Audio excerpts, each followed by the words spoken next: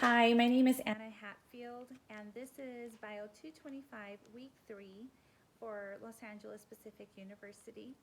This exercise is for bacterial morphology and staining techniques.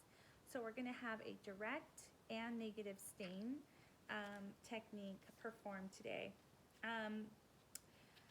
I've already labeled my slides, and what we were supposed to put is one direct M and then draw behind the slide a dime-like circle. Mine looks like a quarter. But anyway, I'm going to, the one stands for my first slide, and the direct means that it's a direct stain. And then the M indicates that's coming from the mouth.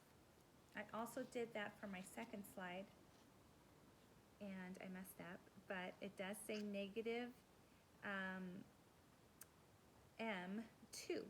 The 2 is for the second slide, the negative is for a negative stain, and the M is for it's going to be coming out from the mouth. Now, I'm going to go ahead and do my direct stain for my first slide. And it says to vigorously scrape the inside of my mouth and my teeth. I'm going to do that.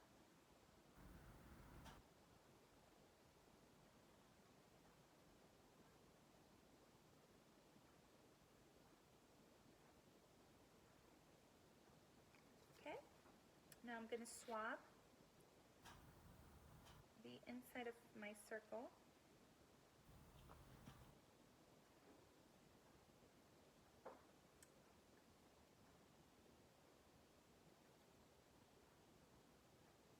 There. I think that's good. And then I'm going to let that air dry. Now once it's air dried, I'm going to put this, allow the slide to completely air dry. Heat fix the sample with the following steps.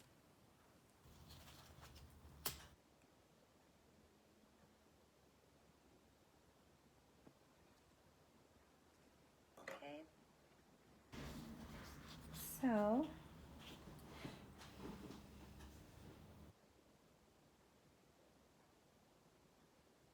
I'm going to go ahead and pass it through the flame 5 times. That's 1.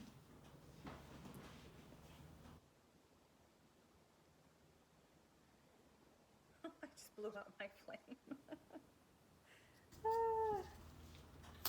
5 times, huh? Pass over the flame 5 times for no more than a second. 3, 4, and 5. Okay, that's that. Now I'm going to get my tray, and I'm going to put my slide in the tray.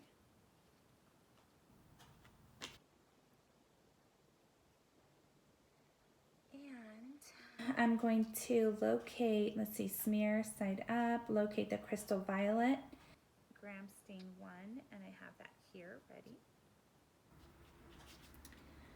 Provide the experiment, provided in the experiment bag. Okay, I should have read this before. Allow the stain to sit for 60 seconds. So add 1 to 2 drops.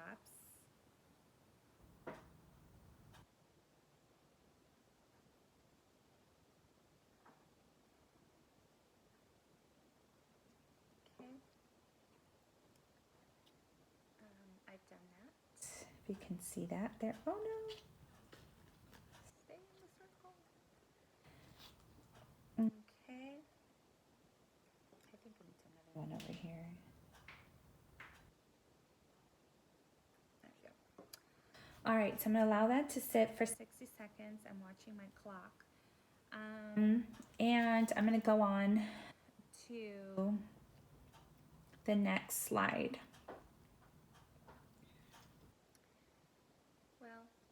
I'll just explain the next slide.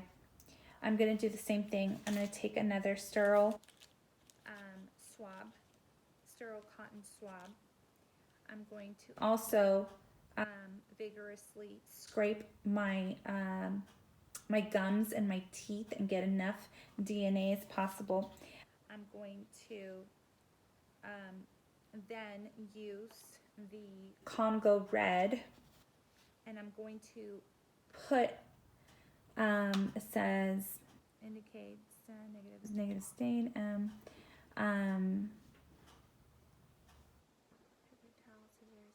so I'm going to place a single drop here. That's labeled already, like I had mentioned, negative slide 2. And I'm going to go ahead and gather the second sterile swab vigorously, transfer the cells. I'm going to then put my swab in that stain. I'm going to grab, I don't know if you can see, another slide, and I'm going to spread it. Once it's spread, we're also going to do the same step, and which is the staining part, but I'm spreading it. Dry slide prepared with Congo red. So with the slide label facing upward, place the slide on the microscope, and then I'll take pictures of those and or make another video and show, because for the second part of this video we're going to be doing the E. coli slides with the cerevisiae, the yeast, and the epidermis from the previous files that we have, and I'm going to spread each microbe onto each slide, and that's the second part of this video, where it's called differential stains. And I'm also going to be making a circle here. I already have them labeled, but I did not put the circle in the middle. But I will be putting the circle, I will be dipping into my E. coli tube, my nutrient broth with my E. coli. I have them here.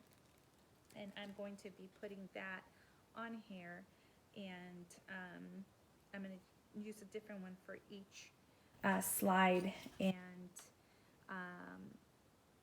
then also I'm going to put the flame, the candle, I'm going to sterilize the rim before I take it out, and then I'm going to dip it, and then I'm going to sterilize it again when I cap it, because it's very important to do that.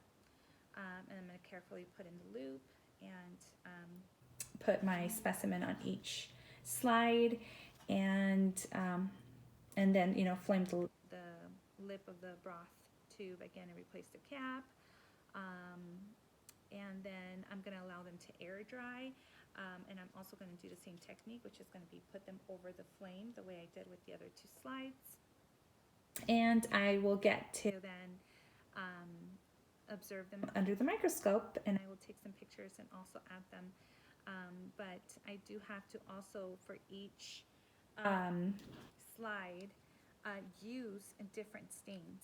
So I'm gonna, just like I did with my slide 1 direct M, I'm going to put my cerevisiae,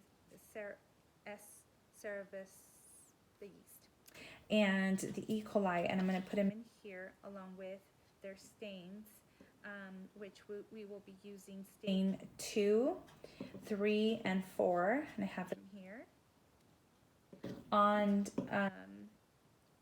Here's 3. And I will be doing the same thing, which is going to be staining them, letting them, wait 30 to 60 seconds, and then observing them under the microscope. So that'll be fun. So I am done with my my first slide. So I'm going to use some tap water.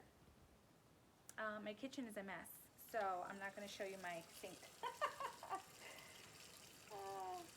I've been going through a moving process, so which which is why I've been a little bit late on some assignments, but I'm getting it done. Somehow it's happening. Oh, this is looking nice. So let me show you. Yeah, it came out perfect. My slide. I'll put it over here so that we can see. There it is, my first stain.